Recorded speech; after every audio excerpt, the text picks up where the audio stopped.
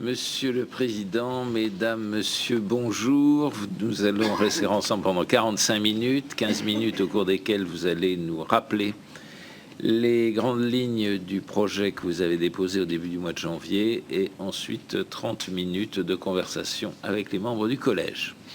Je vous donne la parole. Merci, Monsieur le Président. Monsieur le Président, Mesdames et Messieurs les conseillers, nous sommes aujourd'hui très heureux d'être devant vous pour la présentation de notre projet VIA. Mais avant toute chose, permettez-moi de vous présenter les personnes qui m'accompagnent aujourd'hui dans le cadre de cette présentation. À ma droite, Myriam Dutheil, directrice générale déléguée de Televista, qui vous exposera plus avant les caractéristiques éditoriales du projet VIA.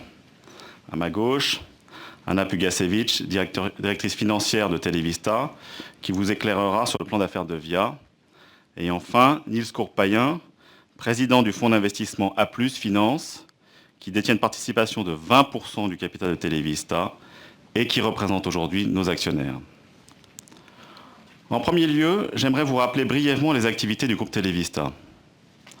Fondé en 2007 par Philippe Gildas, ici présent, et moi-même, Televista est présent depuis maintenant 5 ans dans le paysage audiovisuel français en tant qu'éditeur indépendant de télévision. Televista est spécialisé dans l'édition de chaînes thématiques à coût maîtrisé, avec notamment Vivolta, la chaîne de la femme au quotidien, distribuée auprès de 12 millions de foyers. En outre, Televista est éditeur de chaînes professionnelles comme celle du groupe La Poste. Enfin, Televista est un groupe à la gestion rigoureuse qui a atteint l'équilibre financier en 2010, 3 ans seulement après son lancement. Le projet de chaîne TNT HD VIA a été construit autour de valeurs qui sont celles de Televista. Il est professionnel, réaliste et raisonnable. Il a par ailleurs été développé autour de piliers qui répondent aux principes énoncés par le CSA dans le cadre de cet appel d'offres. Premier pilier.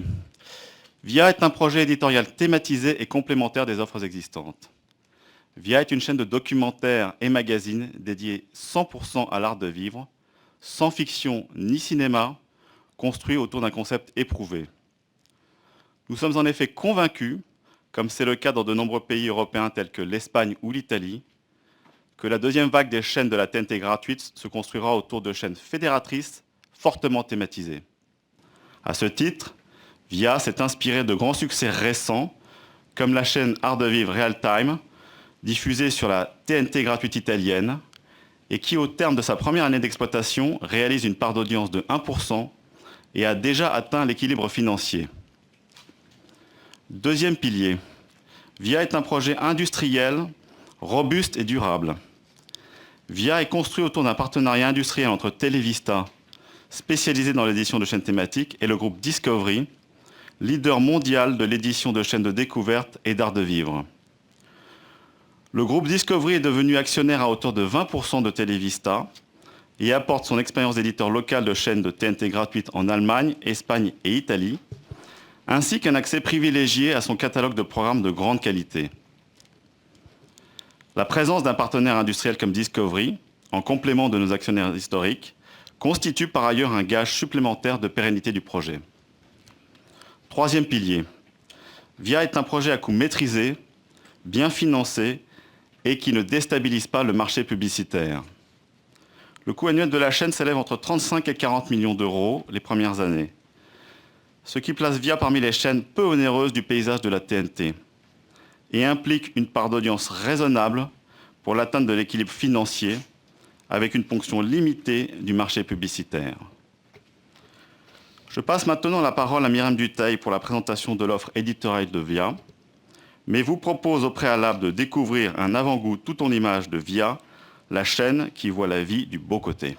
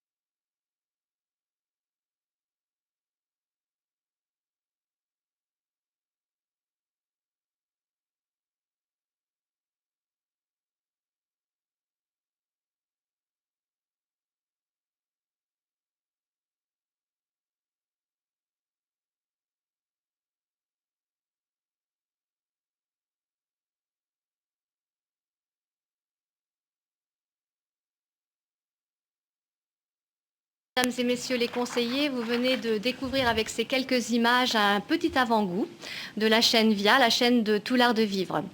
Habitat, famille, santé, loisirs, dans tous les domaines de notre vie personnelle, nous aspirons tous à vivre mieux. Le projet de chaîne est né tout simplement de ce constat et son offre de programme a été conçue et programmée pour y répondre. Nos valeurs sont simples, mais elles sont fortes. Proximité, convivialité, responsabilité. Notre projet éditorial, des programmes de découverte, des émissions de divertissement, des conseils pratiques pour améliorer notre cadre de vie quotidien, apprendre à vivre ensemble, mais aussi prendre le temps du rêve et de la découverte. Vivre mieux tout simplement. Pour mener à bien ce projet, nous avons élaboré une grille originale et ambitieuse qui repose sur 3 grands principes. Une promesse en phase avec les valeurs de la chaîne, une structure de grille attractive pour fédérer un très large public et une priorité donnée aux productions inédites. Les promesses de VIA sont tout d'abord celles de la découverte. Regarder VIA, c'est voyager, découvrir d'autres cultures, d'autres goûts, c'est rencontrer des hommes, des femmes de talent qui sauront nous inspirer, c'est décrypter pour mieux comprendre ce qui se joue dans notre société en abordant les thèmes de la nutrition ou la protection de l'environnement. Mais VIA, c'est aussi la promesse du plaisir, de la détente, avec des programmes de divertissement qui rassembleront toute la famille. VIA, c'est enfin une chaîne de proximité qui guidera le téléspectateur dans son quotidien avec des émissions pratiques. Au-delà de la promesse, VIA, c'est aussi une grille programmée au rythme de la vie d'une journée en famille, avec en matinée des rendez-vous quotidiens fidélisants à destination d'un public majoritairement féminin, émissions pratiques de cuisine, de décoration, de bien-être, de mode. En fin d'après-midi, ce sont des programmes de divertissement qui seront proposés pour rassembler toute la famille. Et en soirée, la grille s'articulera autour de rendez-vous hebdomadaires pour mettre en avant toute la richesse de notre univers. Le week-end, nous proposerons enfin des programmes qui viseront plus spécifiquement les hommes et la famille, sport, jardinage, automobile, animaux de compagnie. Régulièrement, nous n'hésiterons pas à bouleverser cette grille pour relayer des événements importants comme la semaine du handicap ou les journées du patrimoine, pour donner un coup de projecteur sur des thèmes qui font débat comme l'homoparentalité ou célébrer les grands rendez-vous de l'art de vivre. Vous savez, comme moi, qu'ils sont nombreux. Le projet éditorial de VIA, c'est enfin la priorité donnée à la production de contenus originaux, puisque 60% de notre grille y seront consacrés. Des documentaires de création, mais aussi de nouvelles écritures, comme la série documentaire SOS Village, dans laquelle nous suivrons en immersion le quotidien d'hommes et de femmes bien déterminés à sauver coûte que coûte la vie de leur village. Des émissions pratiques taillées sur mesure, adaptées au mode de vie et de consommation des téléspectateurs français pour une vraie proximité. Ainsi, le programme Au secours mes parents cuisinent propose des recettes créatives pour réconcilier les adolescents avec une alimentation plus équilibrée. Nous pensons que c'est encore possible. Une proximité qui sera apportée par une grande et une belle famille d'animateurs à l'image de VIA, intelligente, accessible, chaleureuse, bienveillante. Une proximité qui sera également renforcée par la disponibilité de la chaîne sur tous les écrans et l'enrichissement de ses contenus grâce à des services interactifs innovants développés au standard HbbTV. Je conclurai en disant que le projet éditorial de VIA est un ensemble très cohérent. Il est la rencontre entre des valeurs qui sont dans l'air du temps et une offre de programme originale et ambitieuse. C'est un projet inédit, mais nous sommes convaincus qu'il rassemblera un très large public en France, comme il a su le faire à l'étranger. Je passe la parole à Anna, qui vous éclairera sur le plan d'affaires de ce projet éditorial ambitieux. Merci. Monsieur le Président, Mesdames et Messieurs le Conseiller, le modèle économique de VIA est un modèle prudent. Il a été pensé autour de 3 principes clés. Le premier était de construire un projet à coût maîtrisé et raisonnable. Les charges d'exploitation de notre plan d'affaires représenteront de 35 à 40 millions d'euros par an. Mais leur montée en puissance sera progressive, ce qui donnera à VIA la flexibilité nécessaire pour valider son modèle et ses recettes publicitaires. Deuxième principe, bâtir notre modèle économique autour d'objectifs de part de marché publicitaire très prudents. VIA sera à l'équilibre dès 2015, avec une part d'audience globale de 1,8%, mais une part de marché publicitaire de seulement 1,3%. Ces hypothèses ont été construites en tenant compte du potentiel de la thématique art de vivre sur le marché français. Par exemple, le programme Cauchemar en cuisine, diffusé sur W9, réalise aujourd'hui une part d'audience moyenne de 3,7%. Les Maçons du Cœur, diffusé sur TMC, a aujourd'hui une part d'audience moyenne de 3%. Nous avons également validé ces hypothèses en étudiant les chaînes 100% art de vivre existantes à l'étranger, dont les exemples vous ont été donnés par Gaspard. Nous sommes convaincus que ce plan d'affaires permettra à VIA de trouver sa place dans le paysage audiovisuel gratuit sans déstabiliser le marché publicitaire. Le troisième et dernier principe clé était de concentrer nos efforts sur les investissements dans les contenus. La part de ces contenus est prépondérante dans le budget de VIA. 40% de nos coûts d'exploitation nets y seront consacrés. Ces investissements se concentrent autour de la création originale. 70% de notre coût de grille sera consacré à la production. Production exécutive, préachat, coproduction, européenne et française, en haute définition. Dès les premières années de son existence, VIA a l'intention de dépasser ses obligations d'investissement en œuvres européennes et d'expression originale française. En 2015, 18% de notre chiffre d'affaires sera consacré à cette production. Il en est de même pour les obligations relatives à nos obligations indépendantes. Elles représenteront 9% de notre chiffre d'affaires en 2015. Cette volonté de participer à la création indépendante se traduit également par l'engagement supplémentaire que nous avons décidé de prendre en faveur de la production des documentaires. 60% de l'obligation de la chaîne y sera consacrée. C'est grâce à cette approche et grâce à ces principes que nous pouvons vous garantir que le projet que nous vous présentons est financièrement et industriellement solide et viable. Il est par ailleurs intégralement financé par l'ensemble de nos actionnaires. Je passe la parole à l'un d'entre eux, Nils Courpaillan. Monsieur le Président, Mesdames, Messieurs les membres de la Commission, je préside et dirige Aplus Finance, fonds d'investissement qui gère 400 millions d'euros d'actifs.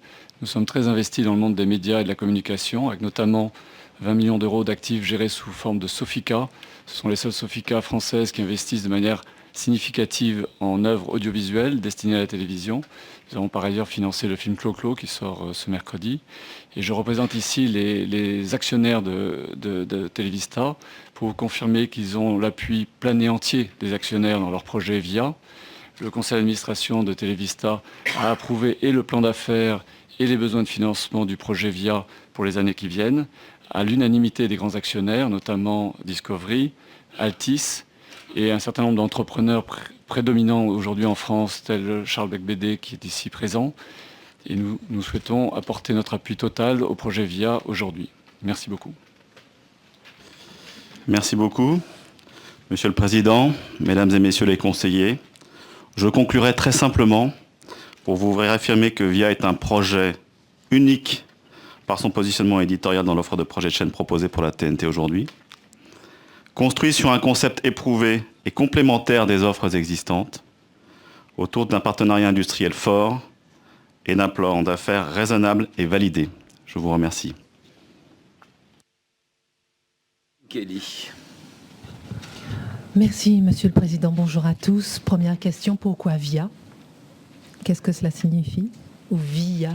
Dites-moi comment prononcer. Alors, VIA est un mot d'origine latine qui signifie le chemin, la voie, le trajet, mais aussi la méthode, les moyens, le passage ou le procédé. Et nous trouvons que ce mot reflète bien globalement les valeurs de notre chaîne, qui sont des valeurs de décryptage, de guide, d'indicateurs et de découverte sur le monde de l'art de vivre.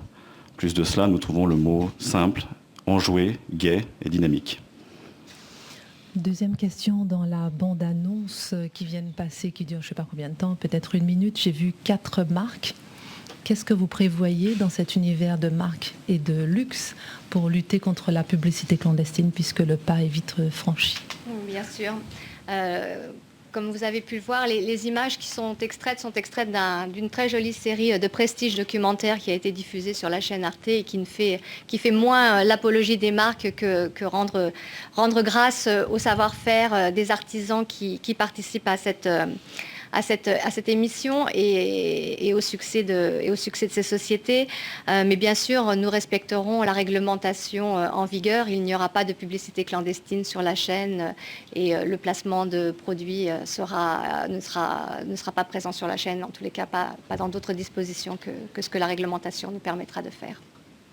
Oui, c'est vrai que vous n'avez pas de fiction ni de vidéoclip, donc pas de placement de produits. Non. Troisième et dernière question pour laisser la place aux autres. Il y a un engagement très très fort, compris toutes les chaînes de l'audiovisuel sous l'impulsion de l'actuel conseil et de Michel Boyon, c'est lutter contre l'obésité en signant la charte alimentaire. J'ai entendu effectivement parler dans votre propos d'alimentation équilibrée. J'ai vu effectivement des émissions cuisine. Quelle puissance comptez-vous donner à cette charte alimentaire sur votre antenne? Merci beaucoup. Alors, la protection, la protection de l'enfance et toutes les mesures qui pourront être prises justement pour participer à la promotion d'une meilleure alimentation et de meilleurs comportements alimentaires est une des principales, est une des missions de la chaîne compte tenu de sa thématique et compte tenu aussi du public auquel elle s'adresse, puisque nous avons un public très familial. Donc, non seulement nous adhérons effectivement à la charte, mais nous avons déjà prévu d'ouvrir un certain nombre de nos écrans publicitaires pour supporter toutes les campagnes de l'INPES et de toutes les campagnes qui pourraient permettre de participer à cet effort d'évangélisation sur la nécessité de mieux manger, aussi. Ce n'est pas que l'alimentation, c'est aussi de favoriser les activités sportives, les activités physiques. Donc ça, c'est prévu. Mais c'est vrai que c'est une thématique qui, de toutes les façons, sera transverse et que vous retrouverez dans beaucoup de nos émissions. Monsieur Alain Méhard. Merci, Monsieur le Président. Mesdames, Messieurs, 3 questions sur votre projet VIA, la voie, le chemin. Première question ouverte, très ouverte. Que pouvez-vous répondre à ceux qui pourraient être enclins, virgule, par les temps qui courent, virgule, de considérer qu'une chaîne d'art de vivre à 100% est une chaîne d'art de vivre à la française, que l'art de vivre à la française constitue une donnée essentielle de notre expression culturelle et que, bref, sous-entendu, elle ne peut que rester française à 100%. C'est le sous-entendu de cette question. Je continuerai après. Donc, la première chose, c'est que nous pensons qu'il y a une place totalement justifiée pour un format de chaîne 100% de vivre en France, parce que c'est un sujet qui est très concernant pour l'ensemble, qui concerne toutes les thématiques de la sphère privée des individus en France. Donc sur le plan social, c'est un sujet très important. Et par ailleurs, nous constatons qu'il y a, dans l'ensemble des médias, en particulier sur la chaîne de télévision, une importance de plus en plus forte des programmes art de vivre, même s'ils restent très limités. On le voit bien avec les programmes qui ont émergé sur des grandes chaînes gratuites, historiques. Et donc ça justifie pour nous le fait de renforcer encore cette présence de l'art de vivre. Dernier élément sur lequel nous souhaitons insister, c'est qu'il existe aujourd'hui des exemples très précis, et on vous en a parlé, de chaînes 100% art de vivre en TNT gratuite dans des pays européens dont la culture est proche de la culture française, qui fonctionne très bien. J'ai cité l'exemple de Real Time en Italie. C'est une chaîne qui a atteint 1% de part d'audience au temps de la première année et qui a atteint le point mort avec 30 millions d'euros dans cette publicité à la fin de cette première année. Et la clé de son succès, c'est qu'elle est constituée majoritairement de contenus italiens. La part des contenus produits en Italie par an est plus de 60% du total des investissements et des programmes diffusés. Donc nous entendons avoir ce même type de démarche en France, puisque notre chaîne prévoit d'avoir une part d'investissement dans la production et de contenus diffusés produits de 70%. La première question aurait dû conduire à la deuxième. Il y en aura une troisième et dernière. C'est l'entrée dans le capital de Televista, l'entrée de Discovery à hauteur du plafond des 20%. Que cette entrée au capital est sans doute le prélude d'un partenariat, accès au catalogue et plus si affinité. Pouvez-vous nous en dire plus ? Oui, il s'agit effectivement d'un partenariat industriel que nous avons signé avec le groupe qui est aujourd'hui le groupe leader mondial des chaînes découvertes et d'art de vivre, et qui a une autre spécificité, c'est que c'est un éditeur de chaînes non seulement payantes, mais aussi depuis quelques années de chaînes gratuites de la TNT, comme je le disais, à la fois en Italie, en Espagne et en Allemagne. Donc il y a un vrai savoir-faire de l'édition de ces chaînes-là. Alors, ce partenariat industriel, il est construit autour de plusieurs aspects. Il y a l'aspect savoir-faire. Il y a évidemment un aspect d'accès au catalogue de contenu du groupe Discovery, qui comporte 100 000 heures dans sa globalité, mais nous aurons un accès prioritaire exclusivement sur les contenus art de vivre. Mais le troisième aspect, je pense aussi, c'est l'appréciation et le mode opérateur de Discovery qui a toujours laissé faire les opérateurs locaux de manière à ce que les chaînes gratuites soient des chaînes locales. Elles sont construites autour du respect de la culture locale, autour d'équipes locales et autour d'une forte part d'investissement dans les productions locaux. Donc c'est un projet, la présence de Discovery dans le capital de Televista ne change rien à la maîtrise éditoriale et au contrôle de la structure Televista qui reste entre les mains de ses actionnaires historiques. C'est juste un apport industriel. J'ajouterai un dernier point, c'est que cet accord permet en plus de donner accès à tous les producteurs indépendants que nous allons faire travailler à l'écosystème de distribution du groupe Discovery à travers le monde. Discovery est une société qui édite 130 chaînes à travers 210 pays dans le monde. Et donc, du coup, l'ensemble de nos producteurs auront accès au réseau de distribution sur l'ensemble de ces chaînes pour permettre, je dirais, un meilleur rendement de leurs investissements sur le plan de la production et une plus grande visibilité des créations françaises. Dernière question très rapidement. Vous avez fait une analyse assez fine et prudente des hypothèses économiques en 2015. Je voudrais simplement dissiper un petit malentendu. En 2015, R7 et R8 devraient être au maximum de leur couverture, au-delà de 97%. C'est pour l'initialisation à laquelle vous consacrez quelques développements dans votre rapport. Donc c'est une bonne nouvelle. Est-ce qu'elle peut avoir une incidence sur une légère augmentation de votre part d'audience? Qu'en pensez-vous? Cette initialisation plus précoce que ce que vous pensiez, totale plus précoce. Oui, bien évidemment, toutes les hypothèses sont détaillées dans le dossier qui vous a été remis. C'est une composante qui rentre dans notre analyse. Donc, si cette initialisation est supérieure, on pourrait espérer avoir une part d'audience et des recettes supérieures. Merci. Parmi les actionnaires aujourd'hui, il y a bien Audacia et il y a Altice. Je pose une question que je pose à peu près régulièrement depuis plusieurs années sans avoir de réponse claire.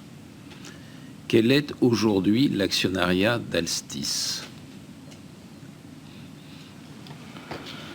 L'actionnariat d'Altis est composé de personnes physiques européennes qui sont par ailleurs investisseurs et actionnaires du groupe Ipsos, que vous connaissez bien, parce que c'est le groupe qui opère Numéricable.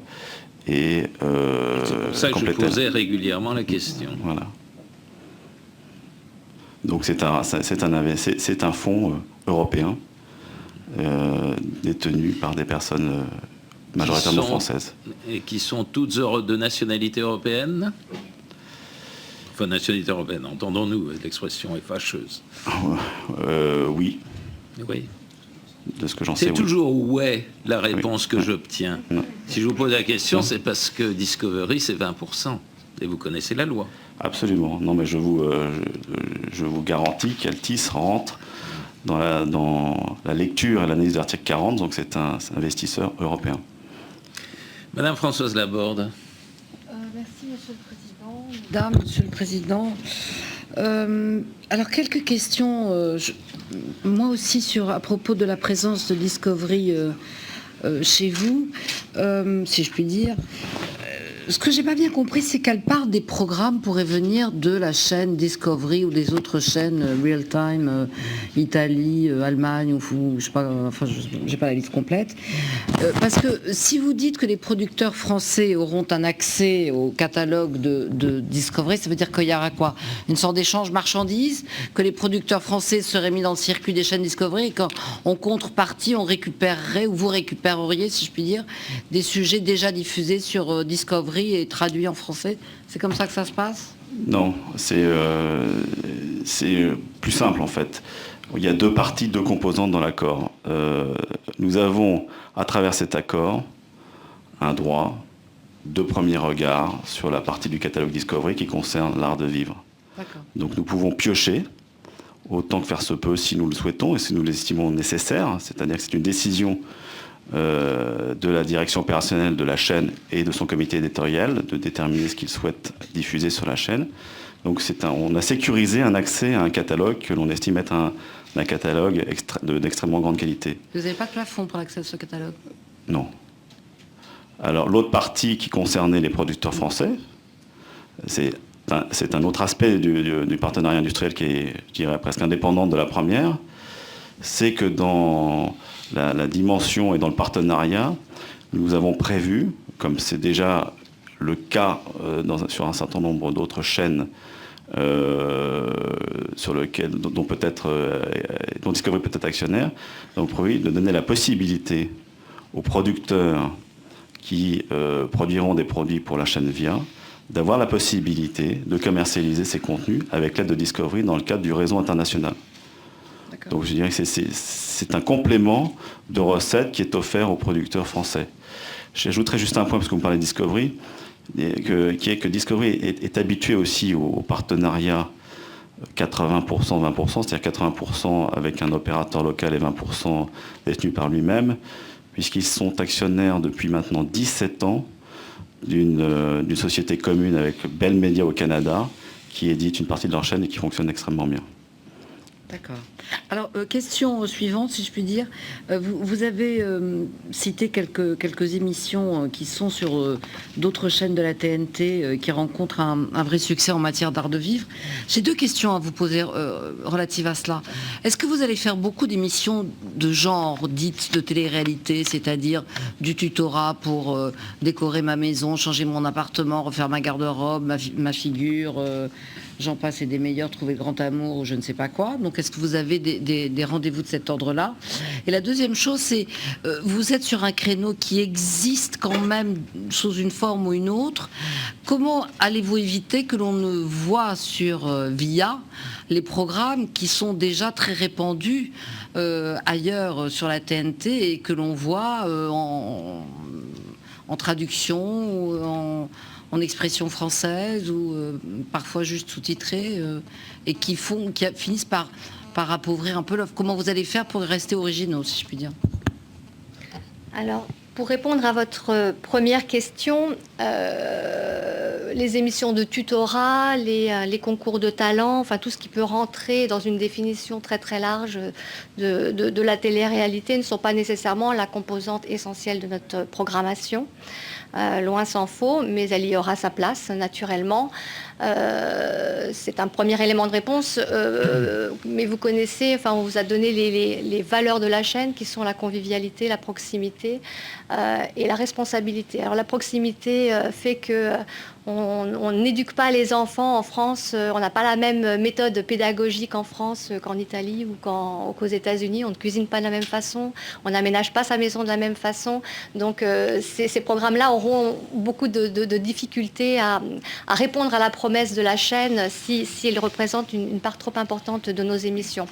Par contre, c'est pas un jugement de valeur, je dis pas que oui. c'est bien ou pas bien ce type d'émission. Ce que je veux dire simplement, c'est que ce sont des formats qui existent et la créativité en matière de format est un peu et parfois un peu absente. Donc est-ce que vous avez des formats originaux que vous allez créer ou bien vous avez déjà acheter des formats qui existent dans d'autres pays? Non, nous n'avons pas encore acheté de formats qui existent. Nous en achèterons peut-être, mais nous avons aussi l'intention de créer de véritables formats. L'émission, la série SOS Village, par exemple, est un concept qui a été conçu par nos équipes et qui sera développé, qui est vraiment une vraie création française.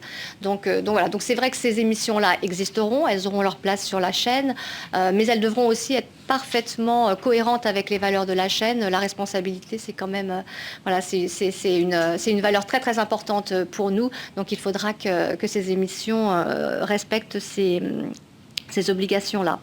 Le fait que l'on diffuse des programmes ou que l'on produise des contenus qui existent déjà sur le reste du marché français, en fait, nous avons identifié qu'il est finalement assez pauvre. Quand vous regardez les chaînes publiques, elles traitent de l'art de vivre, mais très souvent sous l'angle du divertissement. Les chaînes du service privé, sous l'angle du documentaire, de la découverte pour les chaînes du service public et du divertissement pour les chaînes chaînes privées. Alors il y a des exceptions, hein, France 5 fait exception à la règle avec les maternelles, mais c'est vrai que très rarement on aborde l'art de vivre sous l'angle vraiment pratique, vraiment de la vraie proximité. Je prendrai pour exemple l'arrêt de Côté Maison sur France 3 a sonné l'arrêt de l'émission pratique de bricolage en France.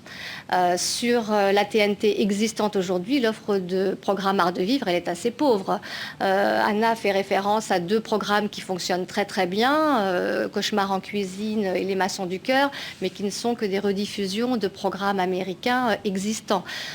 Direct 8 fait un peu exception à la règle dans cet univers-là, mais c'est vrai que récemment, il y a peut-être des raisons à cela, mais leur offre de production Art de Vivre s'est peu renouvelée. Donc nous pensons vraiment, compte tenu de la façon dont nous avons décidé de traiter de l'art de vivre, c'est-à-dire à la fois sous l'angle du divertissement, de la découverte et du pratique, du service, qu'il y a vraiment un marché à conquérir, oui. Et pour répondre vraiment aux attentes de nos téléspectateurs, qui sont plus larges que ce à quoi elles sont exposées aujourd'hui. Merci, Monsieur le Président. Monsieur Emmanuel Gabla. Merci. Tout d'abord, une première remarque ou un commentaire.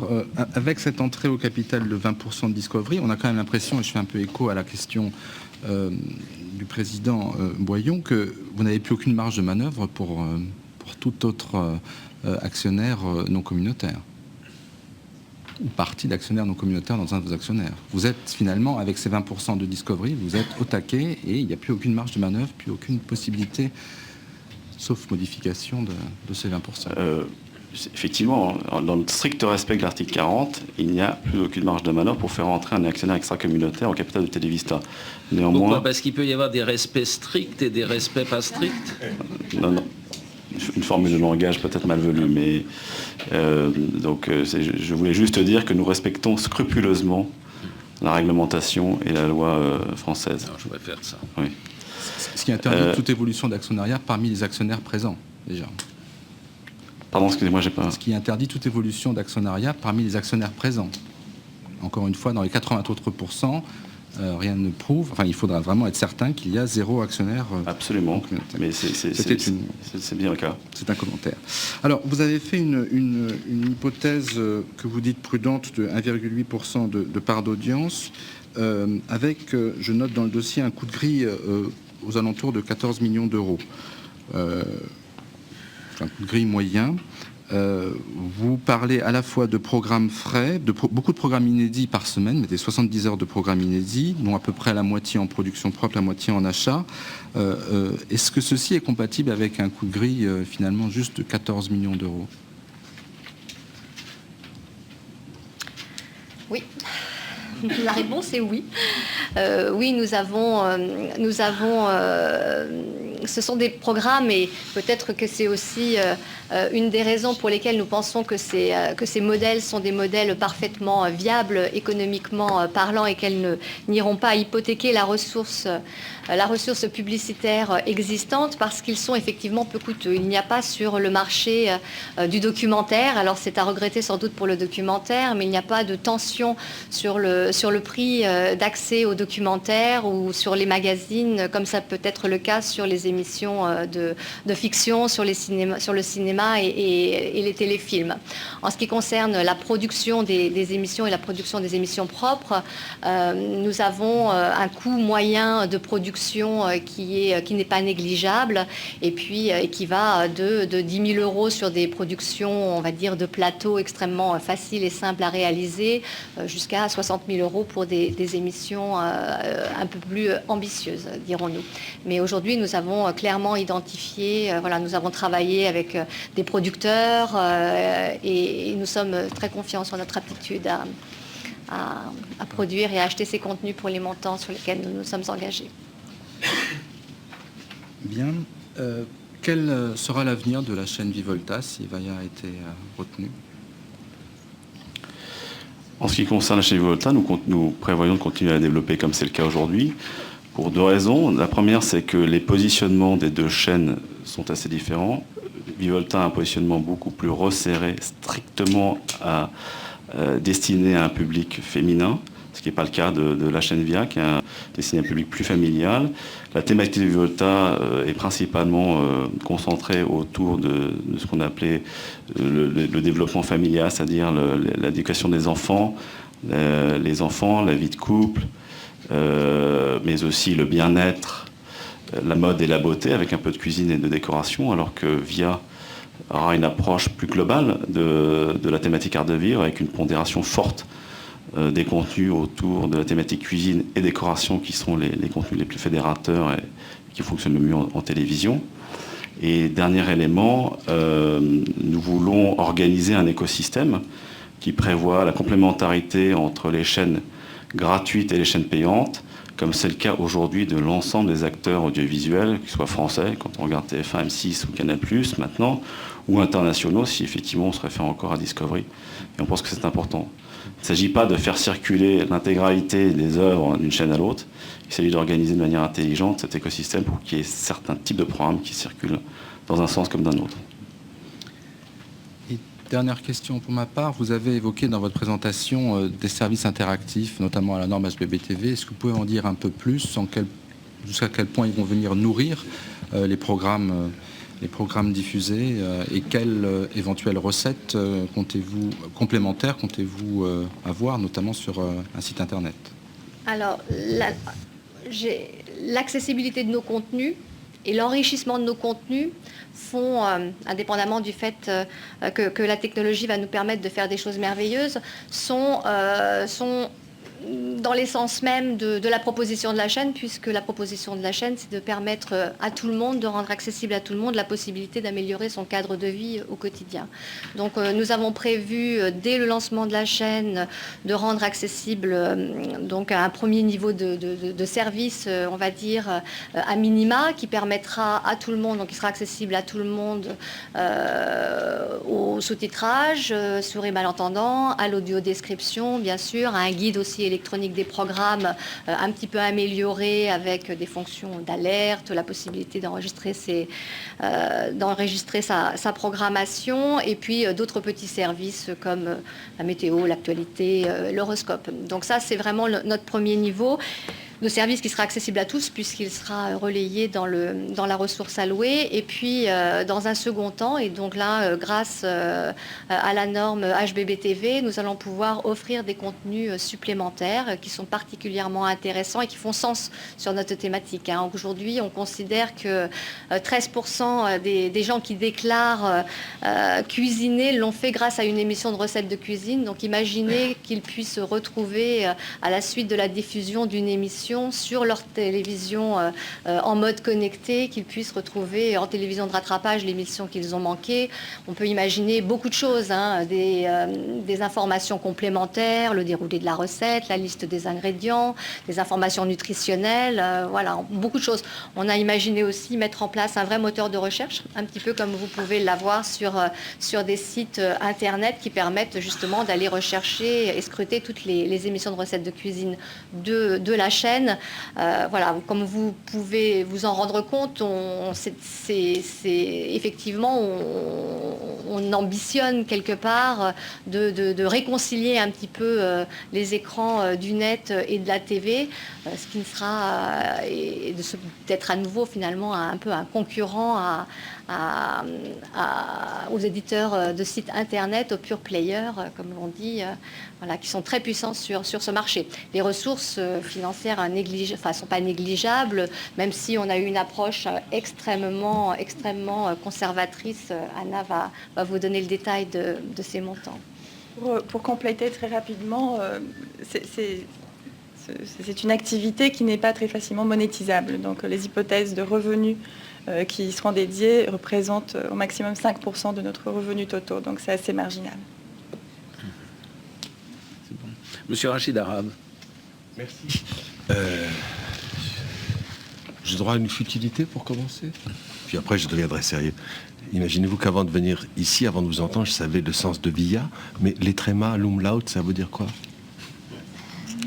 C'est une petite coquetterie artistique.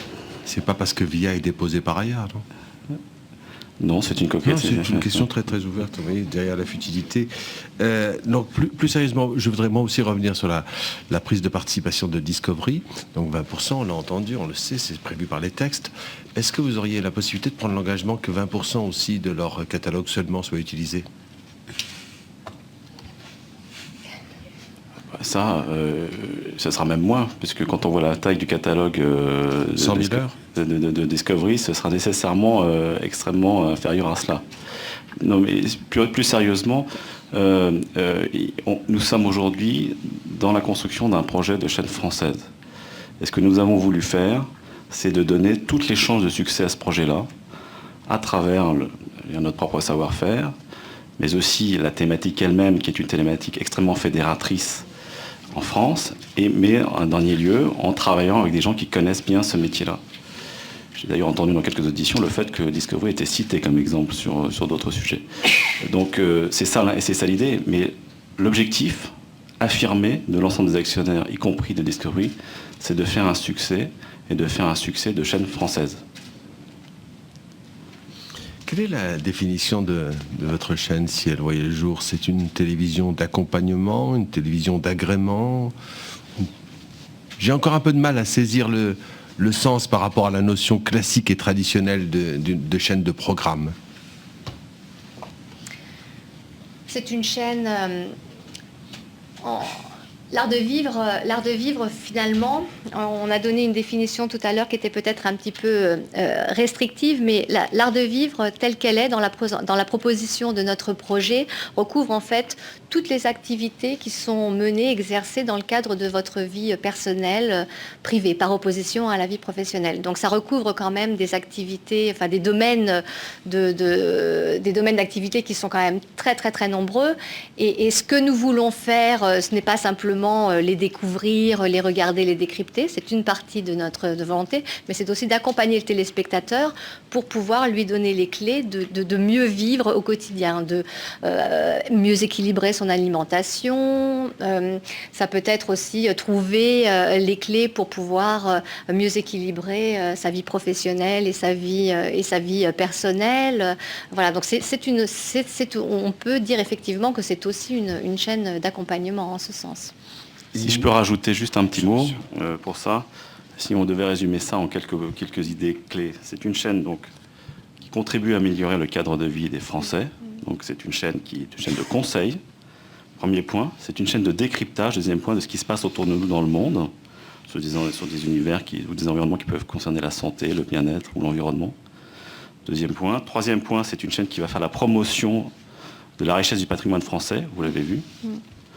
Quatrième point, c'est une chaîne de découverte et de rencontre de personnalités, parce que l'art de vivre, c'est aussi beaucoup de personnes, c'est quelque chose de très humain. Et dernier point, c'est une chaîne de divertissement, parce que l'art de vivre, c'est pas que sérieux, c'est aussi quelque chose sur lequel on peut se divertir, comme on peut le voir dans des types d'émissions dont on parlait tout à l'heure, qui peuvent être des émissions de compétition, notamment dans l'univers de la cuisine, ou des émissions qui visent à refaire des maisons ou des appartements. Et c'est même pas une question, c'est une remarque. Dans votre dossier, à propos de diversité, vous dites la chaîne VIA, je cite, s'attachera à prendre en considération dans la représentation à l'antenne la diversité des origines et des cultures de la communauté nationale.